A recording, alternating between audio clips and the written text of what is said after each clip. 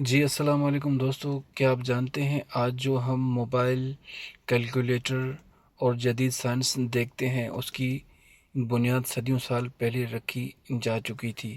جی ہاں، آج میں آپ کو ایک ایسے مسلمان سائنسدان کے بارے میں بتانے جا رہا ہوں جس نے ریاضی اور فلکیات میں بڑی تبدیلی پیدا کی۔ ان کا نام تھا ابو الوفا بزجانوی۔ ایک بہت بڑے ریاضی دان، فلکیات دان تھے۔ انہوں نے مثلثیات یعنی ٹرائگونومیٹری کو آسان اور مضبوط بنایا۔